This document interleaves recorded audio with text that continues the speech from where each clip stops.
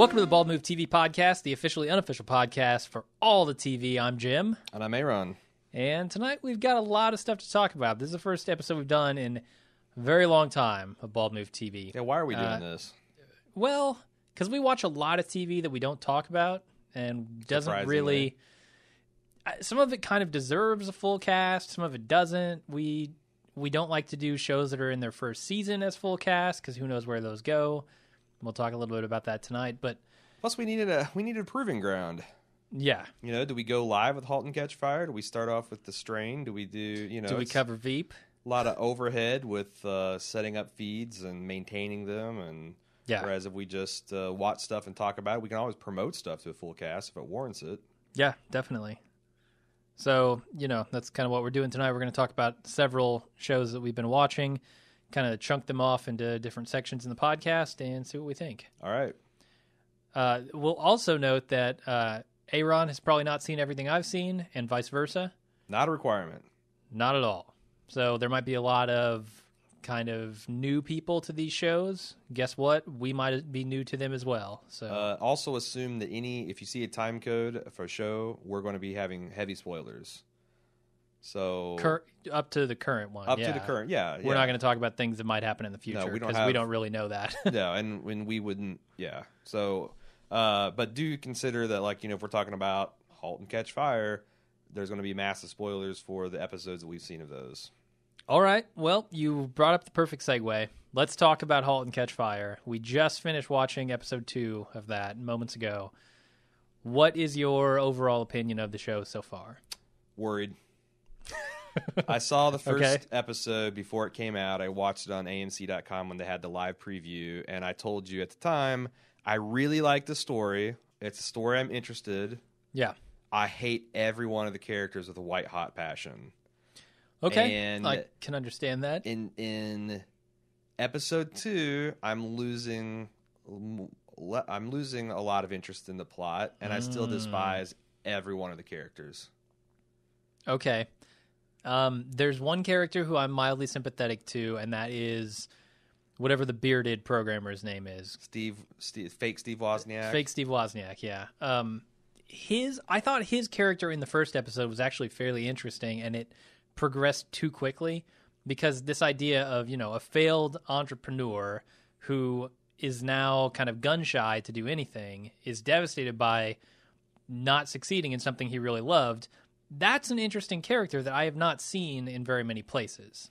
He's haunted by this in a lot of different ways. He's Walter White Jr., except for he doesn't kill people and make drugs. Yeah, but, he's reverse engineering a PC. I don't think bodies will be dropped in acid before episode 2. Certainly not before episode 2, no. Yeah.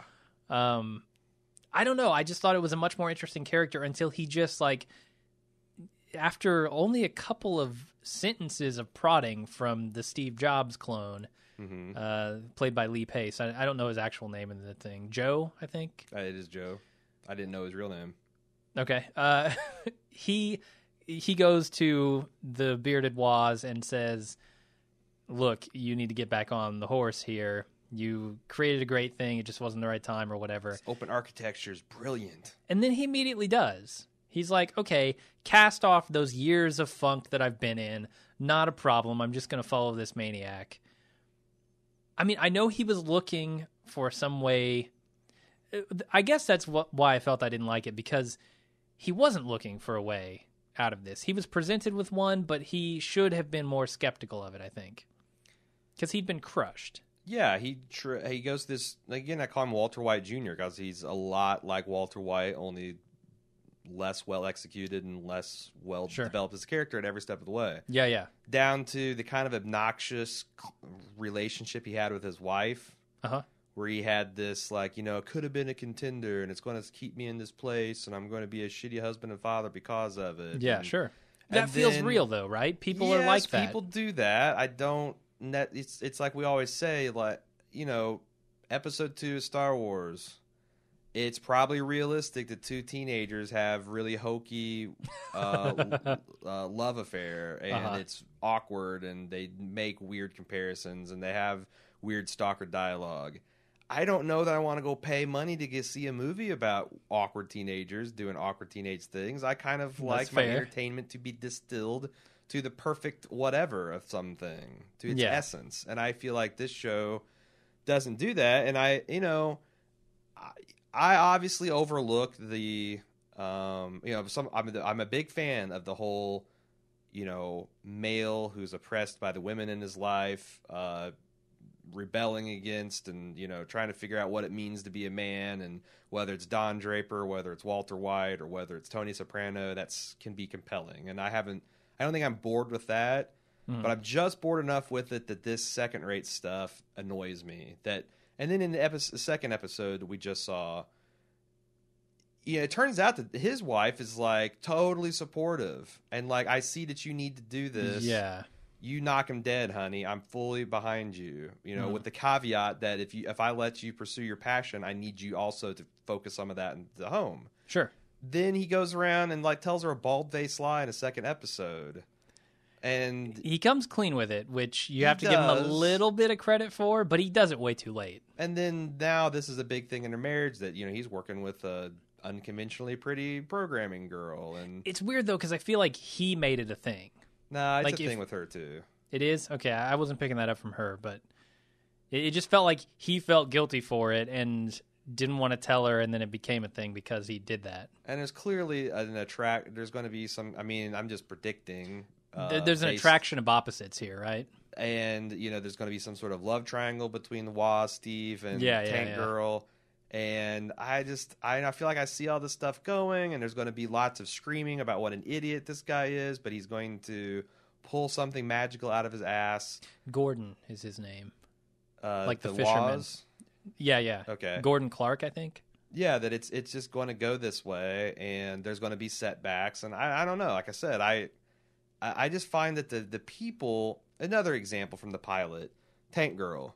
Mm-hmm. She's in an arcade stealing video games with her little rig that she puts in a quarter, and she's on this machine. She's been hogging it self-evidently for hours. A guy comes and politely says, like, hey, can I get in here? I got quarters too. She tells him to fuck off. Then when the dude that owns the arcade says, you've been stealing games, she gets like all huffy and like almost starts a near fight, has to be thrown out of the joint. Okay. That's a despicable human being. You want to game the system and be discreet about it, but this like self-destructive behavior that all of them are engaging in. Yeah, I won't argue that Joe is clearly self-destructive. I mean, like he did and it was the exact same fucking thing when he went into the stereo store. Yeah, he wanted to get arrested or whatever. I'm going to bully this schlub.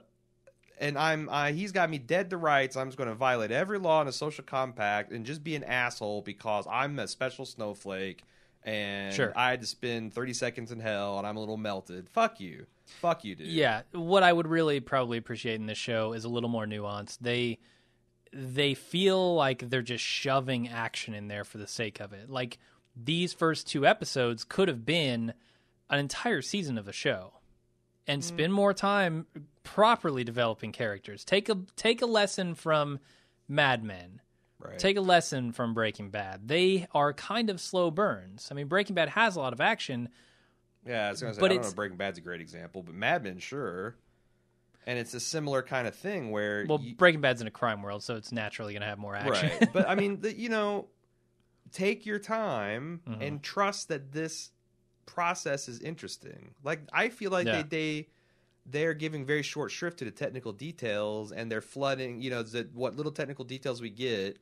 It's like I thought it was really awesome when Jobs and Wozniak stayed up and basically transcribed the BIOS code from the IBM 360 or no, it was their whatever, some IBM machine, 8086 machine. But like lately, I feel like it's Star Trek: The Next Generation level technobabble. That's one character is shooting at another to show total contempt for their skill set. Sure, yeah, or to be in total awe. Oh my gosh, she shortcutted the whatever. Yeah, he doesn't actually say anything. Cut the foreskin off the computer's dick, and it's just a bunch of machine code on the board. Sure. Why is that? I thought that was the interesting about the Social Network. Well, that's the thing. That they made those technical details interesting, like. when they discovered what it did to add a relationships tag. Yeah. And from going to one college to another and how it was born. It's like they made the technical details kind of interesting. And then you went behind and talked about the branding and dropping V and what a big deal that was. And yeah, it's easier when stuff is very, very front-facing to the public, like a Facebook. I mean, they're building a website, something that everyone is going to see. Everybody's familiar with the product as it is. That's also true, yeah. But when you're building, the inside of a computer, it's not even something people will ever see. No user will ever see that BIOS unless they're very technical. Mm-hmm. So, having the ultra-skilled programmer understand that she did something incredible here, I think that's as good as you can do. I also don't like the tank girl raving about, she's basically describing the iPad.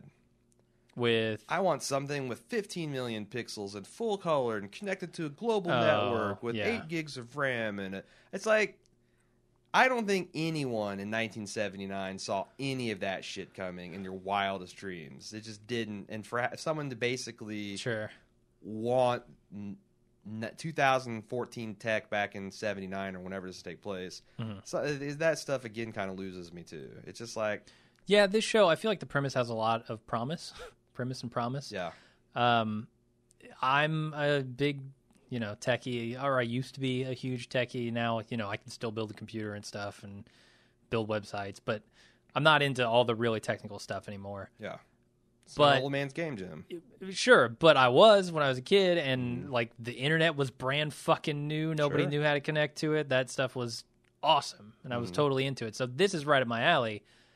I just feel like it's not being executed super well. Here's the other problem. This debuted to 1.2 million people. Yeah. And then they lost 20% of that audience in and they Ouch. They advertised relentlessly on Mad Men. Mad Men has 2 to 3 times an audience that size. They didn't retain a third of it, and they lost 20% of what they did do.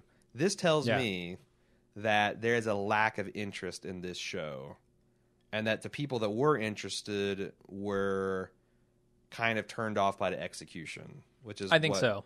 Yeah. And I feel like part of that is that Halt and Catch Fire is something that we've been seeing a lot of. They've had the Jobs autobiography with Kutcher, which also bombed. I never saw that. They had The Social Network, which was, big success, fairly interesting. They've got the Silicon Valley Show, which has been a moderate success for HBO. Is it just, there's just not enough people interested in this particular stuff to tune in? That might be true. I mean... And I think that tastemakers like Alan Sepinwall and James Ponty Wozniak were very the pilot wasn't terrible, but we have to wait and see. Sure. That's how I was too. That's not going to get the needle moving. No, you need to be the pilot was fucking awesome. I'm in for the season. Right. And that's not how I felt about this show. Unfortunately, because I wanted to like it. I mean, there are some good things. I do like some of the business maneuvering. And I know the first episode kind of got a little crazy with it when Joe comes in and just says, we're going to do this, and we're going to do it behind their back, and we're going to stick them up against the wall. I think it continues to be crazy in episode 2. That whole scene where they lost 62% of their clients in the space of 15 minutes. That's horseshit. Okay. You say it was 15 minutes. You said a minute earlier. I don't think it's anywhere near that. I think it's a full day. And IBM it's still horseshit. Has gone around. IBM has teams and teams of people. In days. Because they're I think it's less than 5 days elapsed from the time he reverse engineered it to the present time of the episode. Okay. And within a matter of days, IBM has... Do you know how long it takes to fucking sign an agreement with any large corporation? They're talking about ADP. They're talking about, Delta Airlines. It takes a long time, yeah. Oh, a big dick, swinging dick executive at IBM calls Delta Airlines, and 3 days later, a deal has been struck to cut this other company, who probably has a contract with them, out and go to IBM. No fucking way. All right. If they'd have been had a bunch of clients calling and be like, IBM's plying with these deals, and what's your response? And they're giving us $300,000 off. I'd believe that, but for them to put this gun to their head, you've got 2 months and you're going to go out of business, it's just, I don't know. It just feels like artificial gamesmanship to me. Okay. I can buy that it would take longer to actually happen. I think the move itself is very, very smart. IBM, that seems like something a big company would do. Fine. Yeah. We can't get you into court. We can't run you out of business on your terms. We're going to do it on our terms. Right. No, I agree. I just feel like it was, again, it's execution. It's A.Ron's law of suspension of disbelief. Okay. Your disbelief is suspended until it ain't. And then once it falls, you start noticing, well, this is horseshit, and this is horseshit, and this is horseshit. So I'm probably more critical of the episode than it warrants, but it's because they didn't do as good a job of keeping my disbelief suspended. And maybe I'm a super challenging person because I am more technically inclined. Yeah, it's a hard thing to do, and I've also right? been on the business side, too. Yeah, I'm just that's even worse. Yeah. So You're like, well, I see these things happening. I know they couldn't happen either technically or business-wise. And that's in the days before the fax machine, right? This is in the days before email. You're executing contracts and switching this stuff in 3 days. Get the fuck out of here. Telephone. It's a powerful machine. Can't get signatures. For damn sure that's when people actually used to answer their telephone instead of saying text me or send it to me in an email. All right, anything else you want to talk about with Halt and Catch Fire? Nope. Okay, I'm probably still going to continue to watch it. No, I think that this is going to be now transformed into a weekly segment where we either chart this thing, how it's eventually going to turn itself around. Like, is it going to be an Agents of S.H.I.E.L.D., or is it going to be the Killing where it just falls off? And, the thing is this going to be another Low Winter Sun where it's kind of a medium... middle of the road execution of kind of hackneyed idea that dies a quick death because nobody watches it. And the AMC's got a lot of that of late. They do. And it's a shame because, their first one that kind of made them a household name is so good. Mad Men is just like... And then they're, one of the pinnacles of television. Yeah, Mad Men, Breaking Bad, that's like bam, bam, bam. And Walking Dead, say what you will. Sure. And we say plenty. 15 million fucking people watch that show. Yeah, it's huge. I don't know. They've had some misses as well. We'll see if they can get another hit now that Mad Men's going off the air next year. Anyway, let's talk about one of your shows, shall we? Orange is the New Black. Never heard of it. It is a show by Jenji Cohen, which I know you're familiar with her work. You're a big fan of Weeds. Oh, is that who it is? Okay. Yes, it is. Big fan of Weeds. I wouldn't say that. Big fan of season 1 through 3 Weeds? Oh, yes. Okay. Certainly. Well, we're still in the sweet spot with Gingy here on Orange is the New Black. So it hasn't devolved into a shit show. I don't want to say a lot about it, other than widely considered one of the top 5 shows of last year. I would definitely put it in that rarefied air. I think this season is even better.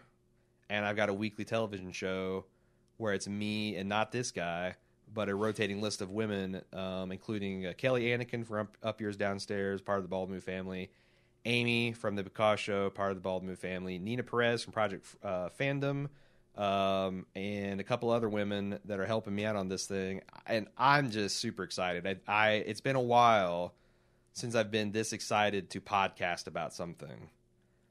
And it's kind of like, I imagine it would be, because I'm marathoning this. I've only got one episode left to go. It's kind of like if we got advanced copies of Game of Thrones, and imagine watching this season and just like, oh my God, this happened. It's like I got all that concentrated. Instead of episode by episode, it's a whole season. And I'm like, oh my God, I get to talk about this with Nina and this with Cecily. Yeah, I don't know how I would do a podcast like that, where I've got all the spoilers. Yeah. I find it is immensely less interesting to do a podcast when I can't talk about spoilers and I have to act like I'm surprised by things. Yeah, well, I mean, I'm not acting like I'm surprised because we're just doing the standard recap and feedback format, so it's surprisingly easy. And of course, you don't do a spoiler section, but I'm having fun so far. We'll have the first episode. We had the preview episode out last week. It comes out on Thursday afternoons. We'll have the second episode covering the first episode of Orange is the New Black out tomorrow, Thursday. And I probably won't say a lot about it going forward, but anybody that slipped their radar, it just dropped in its entirety last Friday, and it's really, really good. And especially if you're a dude that avoided watching it because it's women's prison, I cannot recommend it highly enough. And in this season, they've even added some serious, even though it's still a primarily comedy, they've added some serious, heavy-hitting socio-economic stuff that I think is probably some of the best stuff in that vein since The Wire. Okay. That's right. I said The Wire. Oh, Jesus. Don't get him started. So there you go. That's my plug for that. All right. I was going to ask if it was a comedy because that's what I've heard. I've never seen a single episode of it. It's super funny. And it's also got action and suspense and huge cliffhangers and oh my God moments. Better than the women's prison stuff in Justified? Better than the women's prison stuff in Justified because I would hope so, yeah. Not after I've seen all of season 5. I believe it's season 5 of Justified. Maybe it was 6. No, it's 5. After I saw it all, I'm not too regretful that we didn't cover it. Okay. It's you have to go back to season 1 to find a more uneven season of Justified. Wow. All right. How about we talk briefly about Veep? That's another show I've been watching. I've seen a few episodes. You have? Mm-hmm. From what season? This one? I don't know. I just saw one this weekend where it was about her giving a vice presidential debate speech. Okay. That was not the finale, but the previous week. And, she couldn't remember her 3 R's. Yeah. She was actually running for the presidency. I got at that point. Yeah. Okay. She came up with the repel, and it was awful. But Yeah. the only thing is, everybody else was worse. Oh, far worse. Yeah. Yeah. I mean, the shit that they were saying. So, I feel like I'm surprised you like it because I feel like it's very procedural. I did not need any background. I did not need to know a damn thing coming that episode to follow it and understand it perfectly. It is, but I'm okay with that in comedies for the most part. I'm just there to laugh, and as long as they hit the joke per minute line that I'm looking for, I'm okay. Okay. Comedies are a different beast for me. Sure. That's one of the reasons we don't often cover them. Sure. Because it's like, what are you going to say about Veep except for... I'm curious. This is a serious question. Okay. What are you going to say about Veep except for, oh, God, that was funny, or that was really funny, or this situation's funny? I wanted to, since we're probably not going to talk about it much, the season finale just aired the last week, and it's going to be off the air for a year. I just kind of want to talk about the show itself and its tone and stuff like that. It's a very fast-paced comedy, so if you're into, like, the newsroom and stuff like that, but a little funnier. A lot of walking and talking. Oh, lots of walk and talks. And it feels like it's sometimes almost too smart for me. Like, I don't get all of the jokes that they're making. Like just the stuff that's based in current day politics? They don't do a ton of that, surprisingly. Really? So what are you not getting? I mean, they do theme stuff around things that are happening in real politics as well. Stuff that I hear about, but I don't know. I mean, it's very fast paced, so keeping up with the jokes is difficult in and of itself. And then there are some that I feel like I need to know more about the inside baseball politics to really understand. And I'm not getting it. But the stuff that I do pick up, which is most of it, I don't think I missed too much, is really funny. I don't know. It's not a Silicon Valley, which I also want to talk about tonight. It's not on that level for me, but it's pretty good. All right. Got anything more to say, or should we move on to the next show? No, I'm done on Veep. Next topic, another show I've been marathoning, True Blood. Oh, fuck. What are you doing? What are you doing? So last year, because I watch a lot of television for podcasting, and my girlfriend was like, I want you to watch this television show for me. Okay. And I'm like, okay, I can do that. And she wanted me to watch True Blood, season 6, I believe it was. Never seen any of it. She's read all the books, and she likes the television show. And she swears up and down it used to be a good show. And we're watching it, and I honestly am totally digging it. It's hilarious. It's got interesting action. It's got interesting characters. It's got copious amounts of blood and tits. And I'm having a good old time. And she's just sitting there like, man, this show is just a shadow of itself. I'm like, interesting. So I've marathoned the first 3 seasons over the last probably 4 or 5, maybe 6 weeks. And I got a big announcement here in a minute. Mm-hmm. And I got to say, I can see what she's saying. Okay. I can see what she's saying. Who's the main character? Rogue? Anna Paquin. Anna Paquin is not the star attraction. I would hope not. Her nudity, pretty mediocre. I've watched 2 episodes of True Blood. both the two for the ones- Anna Paquin nudity. Yeah, and that's it. Yeah, because she doesn't get naked an extraordinary amount of the time compared to some of the background characters. Okay. But I gotta say, other than her, there's a lot of really, really good acting and performances and characters. The Lafayette character, his cousin, I don't even have everyone down yet. Tara is really good in her storyline with her mom and dealing with this abandonment issue. Speaks to me as a child who was abandoned by their mother. What kind of beast does she turn into? Werewolf, vampire? So far, she's just human. A gremlin? Just human. Okay. And most of the characters, the interesting characters, are human. I actually think that Sookie and Bill, who are the two kind of like couple, Sookie is Anna Paquin, and Bill is the dude she's married to in real life.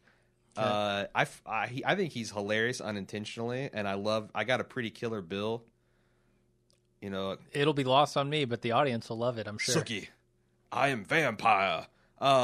He's got this really stilted Southern delivery, but I really like this Eric Northman character. He's like a 1,000-year-old Viking vampire who's now in the modern day. Yeah, and his relationship with his maker, the guy that the 3,000 or 2,000-year-old vampire that created him. His Lestat.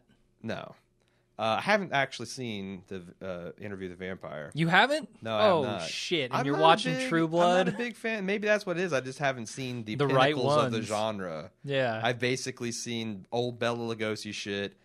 Twilight filtered through the lens of riff tracks. Yep. And now this. But I'm having a lot of fun with it, and my girl and I are going to do a off Bald Move production. It's actually on Bald Move, but it's not like an official Bald Move thing of True Blood. All right. It's just not. You have no involvement. It doesn't have your blessing. Yeah.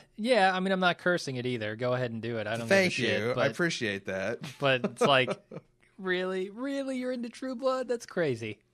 Okay. No, it's surprisingly good, and it is, kind of Walking Dead level, I guess, in similar amounts of plot farts and pretensions to grandeur and good solid character moments. Maybe, I mean, it's hard to talk about the production values, which are better, because Walking Dead's got that cinema style camera. Yeah. Whereas True Blood's got more of kind of production values of like Entourage. You know the difference? Okay, yeah, like ones that you can tell is a television. Handheld versus actual cinematic. Yes, 35 millimeter versus digital. Yeah, so I feel like it's hard to compare the two because you got the one versus the other. Okay. But in terms of just raw quality and satisfaction of watching and popcorn worthiness, I'd say they're roughly in the same neighborhood. Okay. I've never seen it, so I will not judge you too harshly. Okay. Why don't we talk about Silicon Valley? How much of Silicon Valley have you seen? I saw the pilot. That's it? That's it. Christ. We even going to be able to have a conversation about this show? No, just spoil I've it seen up, all man. of it. I don't care. I've seen all of it. What'd you like about it? All 8 episodes. I like that it's fucking funny. Okay. So... Because I thought the pilot was just so-so. Yeah. I won't argue that it was... Meh. It was funny. I'm a huge Mike Judge fan. I got to preface everything I'm about to say with... I'm a big Mike Judge fan, have been since King of the Hill. This is a Mike Judge joint? It's produced by him. He directed one episode, I think was the pilot. I had no idea. Yeah. So Mike Judge is behind this thing. I think he's one of the co-creators with the guy who writes all the episodes, whose name I can't think of right now. That guy is incredibly talented as well. But yeah, big fan of his. So going into this, I was already hyped for it. I was like, Mike Judge, I love Idiocracy. I love Office Space. Same here. Love King of the Hill. King of the Hill, yeah. Be real. That's surprisingly. Beavis and Butthead, I never got to. I lived in Texas for 3 years. I'm still from the Midwest, which is kind of Texas. It's the same dialect and a lot of the same feel. I think King of the Hill is awesome. Yeah, me too. So I think the show's really funny. Some of the stuff that I don't like about it, I guess, is like the characters are very much characters. They are not real people in any sense of the word. Okay. I've never met anyone who's even remotely similar to any of these people. Really? Not even close. They're all caricatures of actual people. Yeah, and I think that's something that Mike Judge does a lot. Is it like to the workaholic extent? Yeah. Like yeah, those I'd guys say are so. wow, because those guys are characters. Kinda. I mean, I know some people that are closer to them than I do the people who are in Silicon Valley. Interesting. But I mean, at the same time, I've got some friends who are in the Silicon Valley scene, and I've, been kind of loosely following that whole scene for a long time now. And it does ring true. A lot of the stuff is, it's satire, but it's good satire because it is kind of close to reality. Right. So that's like one aspect that I really enjoy about it. And the characters, I don't know. Some of the characters are good. Like I think his name's Erlinger. He's the guy who's pretty much always in his bathrobe. He's got the long hair and the chops and the beard and stuff. He's really funny, and I've seen him in other stuff, but I can't think of what. What's your biggest criticism of the show? It's got to be the caricatures that they're not relatable in most situations, but it allows him to put them in situations that are kind of crazy and lead to a lot more humor than you might expect. Right on. Although there's a moment in the finale where they have a discussion, and I really don't want to ruin this for you. They whiteboard something out in great detail, and because these characters are so crazy, it allows them to do that, and that is easily the funniest scene in this entire show. Huh. And the people who have seen it know exactly what I'm talking about. Is that the big dick joke thing I've heard so much about? Yes, there are a lot of dick jokes in that episode. Okay. Most of which are hilarious. Okay. Because I'm a big fan of dick jokes. Okay. So yeah, I mean, it's just really funny. I love it. So has this been renewed for another season yet? Yeah. Is that okay? Yeah. I hear that one of the star players and one of the breakout stars actually died. Sure. He was the guy who was financing. Is it going well? Pied Piper's. I don't want to talk business. about who he was as an actor and all that stuff because Sure. I don't know him. It's tragic. He died. Yeah. Point blank. Period. They How dedicated does it affect the show. They dedicated the finale to him. It's interesting because in the finale, something happens to where the group is probably going to be seeing a lot more of him, and they say that in the episode. So I don't know if that episode was written and filmed before he died, or if they just kind of set that up as you're going to see a lot more of him. Oh no, you won't, sort of thing. Because at the very they've already end, kind of addressed it. Well, at the very end, they put a dedication to that guy in the credits. Okay. Like right at the end of the show. So But so they clearly coming knew back before next it aired. year, are they going to be? Is it going to be a plot hole? Is it going to something they can address in like 2 lines of dialogue? Or I just don't know what the impact is. I think it could because it's such a crazy show, and it's not like. I assume this guy's company will continue to run without him, and continue financing their group. But who knows? I mean, it's definitely a big part of Pied Piper's existence is this guy. So it might be hard to replace him or to address that. How familiar are you with Derek? I've seen the first season. So this is a Ricky Gervais show.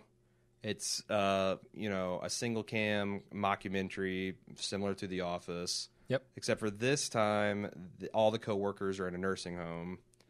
Ricky Gervais plays someone with a mental handicap, someone with an emotional handicap, maybe both. Yeah, it's somewhere probably along the autism spectrum. But he's also got some motor tics and some he's just playing That's just true, a really. It would be very easy to be offensive, and maybe I don't know. It would be. I don't know what the reaction from the, mentally handicapped community is about this show and this character. I don't feel like that part of the show is offensive to me. I feel like he walks that line fairly well between having him kind of be oblivious, but also kind of insightful, and also give him he can be a dick. But he's also got clearly a heart of gold. Yep. And I guess that's my problem with the whole show is you have a whole bunch of cynical people with very black humor. But at the end of every episode, it's all about them being a family and them taking care of each other. And there's something they try to pull some kind of heartwarming thing. And what is my biggest bigaboo is total conflict. And I feel like, where were we talking about the black comedy? Because I was having problems with getting down with something. I don't remember. We were talking about, I forget, but it's like, if I'm going to enjoy a black comedy, it has to be like pitch black. Mm-hmm. No light at all. And this, where you have a lot of this morbid stuff and people being mean to old people and mean to each other and just being sexist shits, I don't like that being redeemed at the end of every episode. And I get you. I'm also starting on the new season. I'm kind of getting over Ricky Gervais playing this Derek guy. Okay. Season 1, to me, had moments where I thought it was as close to brilliance as Ricky Gervais has ever been. I think it's not a problem for me as far as tonal conflict, because the characters who are being horrible shits all the time are never the ones with the redeeming arcs, right? I mean, it's always either Derek or the woman who's running the nursing home, whose name I can't think of, Penny or something. Right. It's one of those two people that's always kind of having the redeeming arc. And I guess Carl Pilkington, I don't know what his name is in the show. Dougie. He occasionally has one, like where he'll stand up for the people at the nursing home. So that was kind of cool. But, I mean, really the only person who's a horrible shit is the mulleted, beer-drinking slob guy. I think that's Kev? I think so, yeah. He's the only horrible shit. Everyone else is kind of decent in the end. Yeah. Again, I think they do their own thing. They go about it their own way, but in the end, they care about these people. I agree. Again, and I guess that's my problem. The whole end to end. Despite everything we've seen in the previous 20 minutes, we're going to have a Family Circus style, heartwarming resolution to whatever. That's like saying you can't have a bad guy in there. Like Kev is clearly the bad guy of this show. Right? He's always messing things up. He's always being an asshole. He's always being completely inappropriate. Sure. So should he dominate the show? No, they should curb stomp him. But you're always going to have people like that in real life. I feel like Ricky Gervais' shows are... He's not an employee. Sure. He should be barred from the premises. I can get behind you. Like, not going out in the public and trying to drum up business or pass out flyers or... hire people. I mean, like, he's involved to an absurd degree to the show and to everyone's detriment. It's just I get it. It's funny, but I don't find that stuff funny. I find it very annoying. The woman who runs the show there, I also feel like she's not capable of kicking him out because she kind of feels bad for him in a way as well. Yeah, I guess. Like, he's one of the patients there, right? Right. She's trying to make him better.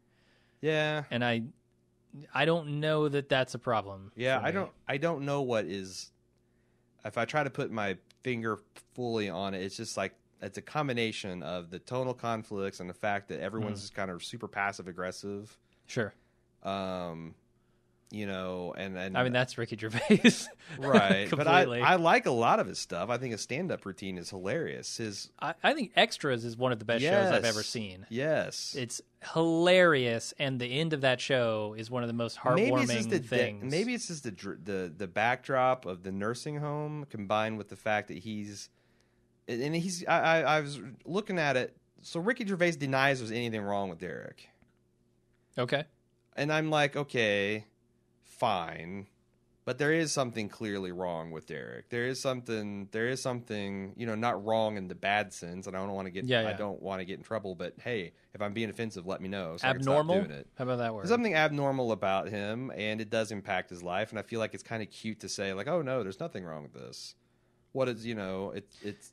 Yeah, I mean, when I find myself... So what I'm saying is there's a whole bunch of things where I feel like I'm just kind of like feeling bad about all the proceedings. Yes. Yeah, and they're playing it for laughs. Yeah. And I have a similar problem with It's a very sad setting as well. Yeah, like I'm the type of guy that can't watch American Idol for many reasons. But first and foremost, even like people say that the the entertaining rounds where you have people come and they're horrible singers and everyone makes fun of them. Yeah. That stuff kills me. Like, I have to watch it like a slasher flick through slitted fingers because I feel like the majority of the people that are on there have something wrong with them, and they're just picking on an emotionally or mentally inferior individual, and it feels like kind of bullying. I don't know. I mean, you feel that same way about Derek, the character? Yeah, that they're just like this run-down, shitty nursing home with these people that never have enough money to care for them, and they never. I mean, that's part of the heart of the show, though, right? I know, the charm of it. I know. It's like these people are fighting despite the bad conditions. Yeah. They're fighting to help people. And thank God there's people like that in the world. It's just, I feel bad watching the show. I feel a little uncomfortable watching someone I know is not in any way mentally diminished portray someone who is. And I think he's doing it fairly well. That's why I wondered what the reaction was. It's a light touch, yes, I think. Of course. And it's got to be to make that work. Mm-hmm. But I still feel slightly uncomfortable. Like, I shouldn't be enjoying laughing at this character as much as I am. So that's where I'm saying, as a mentally abled person, I'm feeling this way. I just wonder what the community for the people that aren't fully mentally abled. I don't even know what the term that is. There's a, and it's some, it's a form of ableism. Okay. I don't know what the term is. I don't know either. But I'm just saying, it's like, I'm feeling uncomfortable. I wonder what people that actually do have something along that spectrum feel. Yeah. Like, is this, like kind of like blackfacey? I don't know. Is that a problem? That's a perfectly valid question. Because I feel like there are people in the world that are actually. Oh yeah. It's like, do you hire a guy like R.J. Mitt who actually has got cerebral palsy to play Walt Jr.? Sure. Or do you hire some conventional Hollywood actor, Dustin Hoffman, to play Rain Man? Yes. Yeah. Is that offensive? And I don't know. I don't know. It just makes me feel uncomfortable. I kind of got that social awkwardness anyway, and it's a super uncomfortable show for me to deal with. Okay. That's all I'm saying. I completely understand and that. it's on a lot of levels. Yeah. So, in fact, I think I'm kind of done with it. Okay, no season 2 for you. Yeah. Because did it just launch? Did it? I think it just came unlocked on Netflix in the last week or two. Cool. And it's something my girlfriend enjoys, so I'll probably see stuff, while I'm working on my laptop. But I'm out. I'm out. All right, I think that's fair. The last show that I've been watching is Last Week Tonight with John Oliver. It's a new HBO kind of Daily Show clone with a guy who's been on the Daily Show, kind of got his start in the Daily Show. I like it. I know you have some problems with it. I'm going to tell you what I like about it first. Okay. And I've told you what I like about it. So I'm also going to say I'm going to try to refute your arguments before you even give them. Oh, this should be I'm gonna 4-star podcast coming at you. So I'm going to construct a straw man of your arguments, and I'm going to proceed to burn him. All right. So what I like about this show, when I've watched The Daily Show and Colbert Report in the past, it doesn't seem like they have one cohesive topic that they're really trying to make the audience understand and appreciate the impact of. And what John Oliver's show does, in my opinion, is exactly that. Like, he had a net neutrality segment, which lasts damn near the entire show. He does a couple of big events in the world up front, and then like 5-10 minutes into that show, he's on to his big, meaty topic. One of them is net neutrality. Another was the GM malfunctioning cars, that sort of stuff. Big topics that are important, and he does a deep dive on them. And that's my favorite part of this show. And I think John Oliver's funny. I think many people do. So I like it a lot. I feel like it's a less topical, not as focused, not as funny version of The Daily Show and the Colbert Report. Okay. And in fact, not as consistently entertaining as Saturday Night Live's hoary Weekend Update at this point. So I don't necessarily want this show to be super entertaining. I feel like one of its roles is also to educate. Okay. And you think that the longer format that allows them to really drill down into the topic? Yes. I'm just saying, okay, so if that's your goal, I have an even bigger problem because this show is not reaching across the aisle to anyone that intellectually disagrees with it, no more than That's Bill true. Maher does. Yeah. So if it's not educating the people that need to be educated, in your opinion, and it's not entertaining, then what the hell is it for? It is entertaining. Okay. Don't get me wrong. The show's very funny. Is it very funny? I think it's very funny. Because, man, some of his gags, especially the ones where I think the strength of this is that the lead time they've got allows them to really crank some production values into some of their gags and bits. The ones that I've seen, the funniest of them, which wasn't that funny, was a sequence of like battling campaign ads about Jesus, that clean was good. coal versus trying to kill the coal industry. Was it? It went on. It felt like a lot of criticisms I have of the Saturday Night Live skit, that it went on for twice as long as it needed to be to sustain the joke, because God damn it, they spent X amount of money to make this thing, and you're going to get all minute and a half of this political where 30 seconds probably have been just right. Okay. Why do you think that The Daily Show is doing it so much better? Just because Jon Stewart is funnier? Well, Jon Stewart is super funny, and I'm going to talk about one. I agree, and super fucking smart.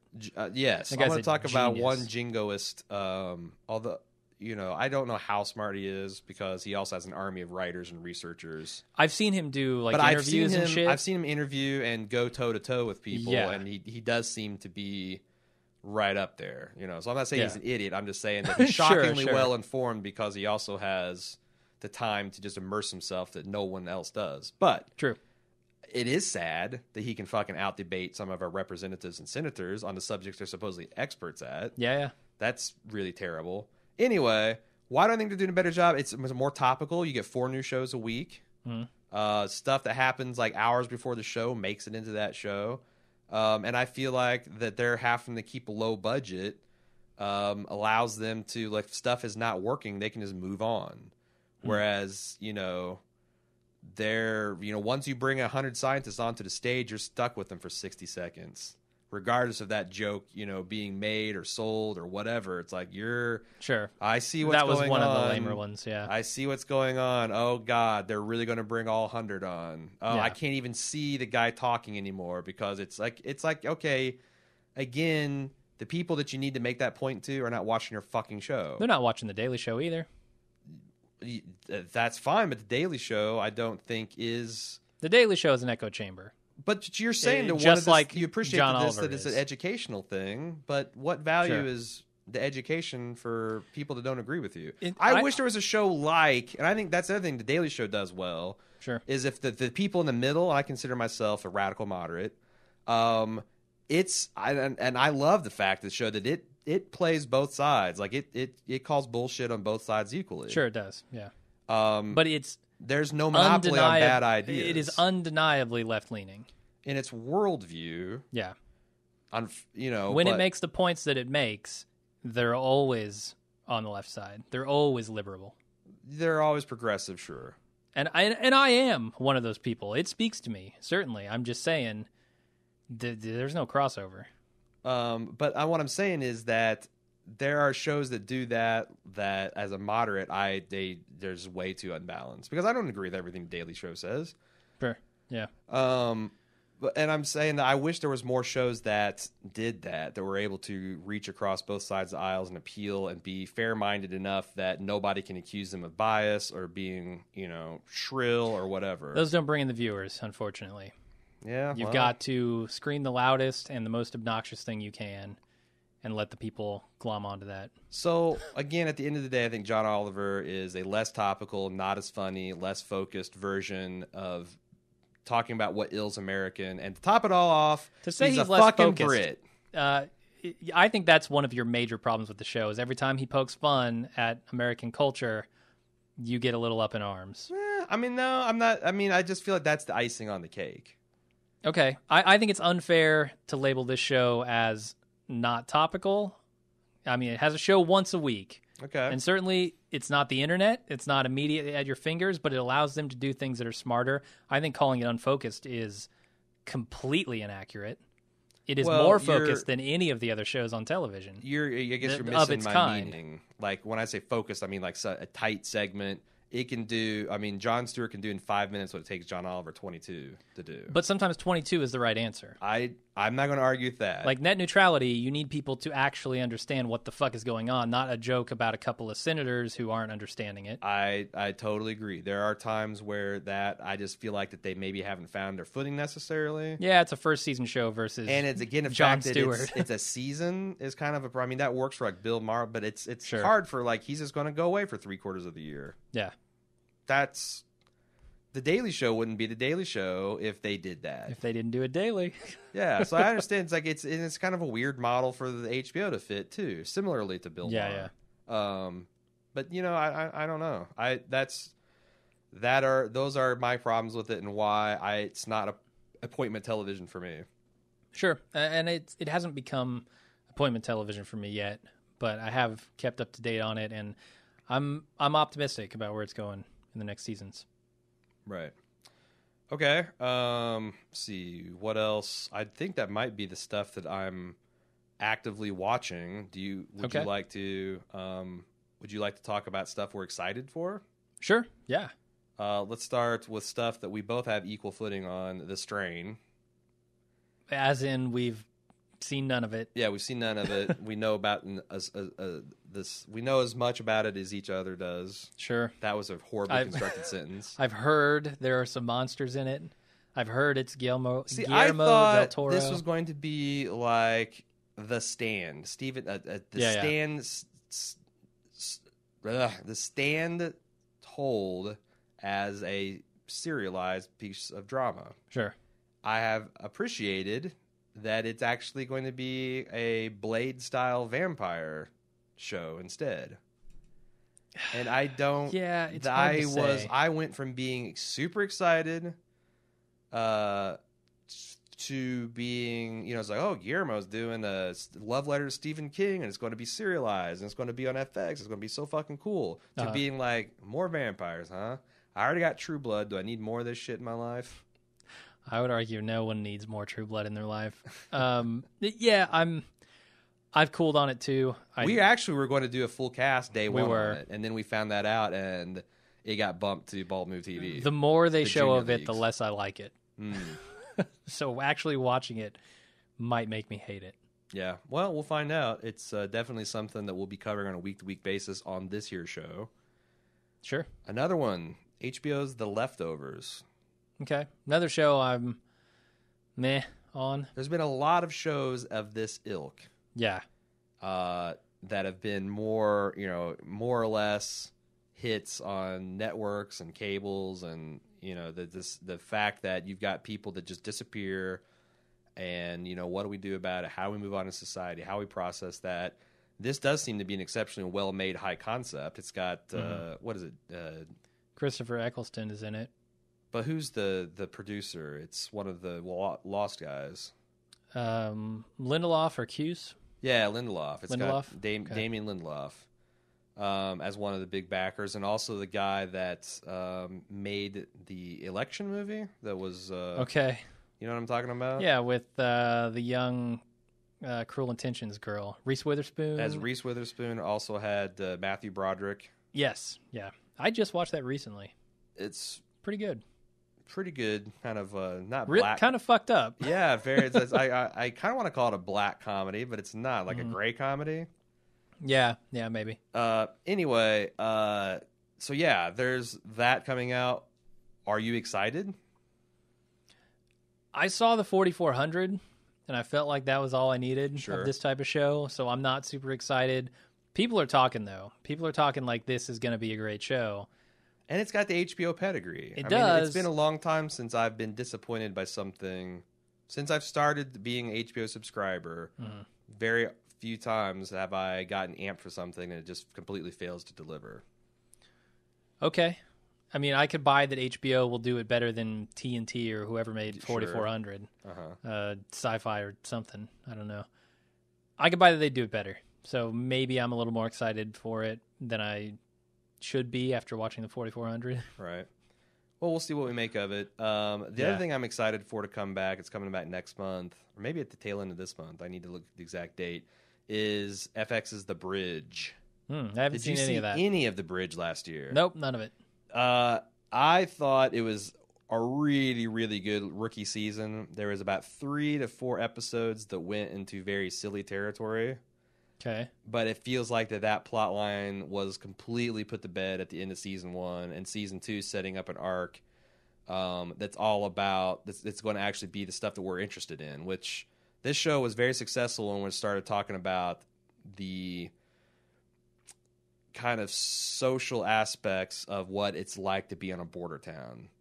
You know, you've got this relatively, opulent, wealthy, affluent, but, not like New York City or Chicago. You got this American city on one side, and just across the border, you've got this kind of hive of scum and villainy. To the extent that there was a lot of like negative Mexican reaction where people are like, whoa, whoa, whoa. Like it's sure. Yeah, you can buy prescription drugs, but and every once in a while people will get beheaded by a drug gang, but come on, it's not that bad. And there was also a lot of the main plot revolves around how many girls go missing in this one particular Mexican city, and it's a staggering statistic.